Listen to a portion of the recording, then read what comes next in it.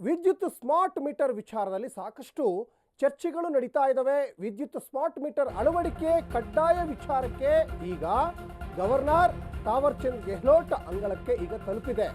Smart meter ರಾಜ್ಯ ಸರ್ಕಾರದ ವಿರುದ್ಧ ಒಂದು ಕಡೆ ಬಿಜೆಪಿ ನಾಯಕರು ದೂರನ್ನ ಕೊಡ್ತಾ ಇದ್ದಾರೆ. ವಿದ್ಯುತ್ ಸ್ಮಾರ್ಟ್ ಮೀಟರ್ಗೆ ದುಪ್ಪಟ್ಟು ದರ ನಿಗದಿಯಾಗಿದೆ.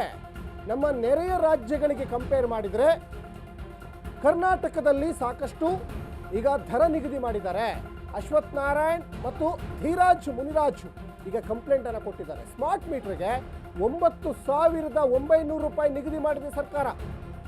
ವಿದ್ಯುತ್ ಸ್ಮಾರ್ಟ್ ಮೀಟರ್ ಅಳವಡಿಕೆ ಕಡ್ಡಾಯವನ್ನು ಕೈ ಬಿಡಬೇಕು. ದುಪ್ಪಟ್ಟು ದರ ನಿಗದಿ ಬಗ್ಗೆ ಪರಿಶೀಲನೆ ನಡೆಸಲಿಕ್ಕೆ ಈಗ ಮನವಿ ಮಾಡಿದ್ದಾರೆ. ದೃಶ್ಯಗಳಲ್ಲಿ ಗಮನಿಸ್ತಾ ಇದ್ದೀರಾ, ರಾಜ್ಯಪಾಲ ತಾವರ್ ಚಂದ್ ಗೆಹ್ಲೋಟ್ ಅವ್ರನ್ನ ಮಾಜಿ DCM ಅಶ್ವಥ್ ನಾರಾಯಣ್ ಮತ್ತು ಧೀರಾಜ್ ಈಗ ಹೋಗಿ ಮನವಿ ಕೊಟ್ಟಿದ್ದಾರೆ. ಯಾಕಂದರೆ ನಮ್ಮ ನೆರೆಯ ರಾಜ್ಯ ಆಂಧ್ರ, ತೆಲಂಗಾಣ ಈ ಭಾಗದಲ್ಲೆಲ್ಲ ಬರೀ 900 ರೂಪಾಯಿ ಇದೆ ಸ್ಮಾರ್ಟ್ ಮೀಟ್ರಿಗೆ, ಬರೀ 900 ರೂಪಾಯಿ. ಆದರೆ ನಮ್ಮ ಕರ್ನಾಟಕದಲ್ಲಿ ಯಾಕೆ ನೀವು 9,900 ರೂಪಾಯಿ ಅಂದರೆ ಆಲ್ಮೋಸ್ಟ್ 10,000 ರೂಪಾಯಿನೇ ನಿಗದಿ ಅಂತ ಅಂದ್ಕೊಳ್ಳಿ. ಅಷ್ಟಕ್ಕೂ ಈ ಸ್ಮಾರ್ಟ್ ಮೀಟ್ರ್ ಅಳವಡಿಸೋದ್ರಿಂದ ಜನರಿಗೆ, ಗ್ರಾಹಕರಿಗೆ, ವಿದ್ಯುತ್ ಬಳಕೆದಾರರಿಗೆ ಏನು ಪ್ರಯೋಜನ?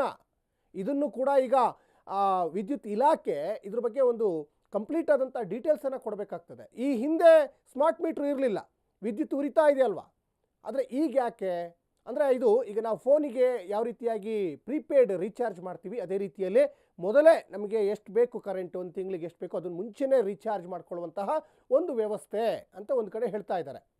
ಆದರೆ ಇದರಿಂದ ನಿಜಕ್ಕೂ ಗ್ರಾಹಕರಿಗೆ ಏನು ಅನುಕೂಲ ಆಗುತ್ತೆ ಇದ್ರ ಬಗ್ಗೆನೂ ಕೂಡ ಇವರು ಒಂದಿಷ್ಟು ವಿವರಣೆಗಳನ್ನು ಕೊಡಬೇಕಾಗ್ತದೆ.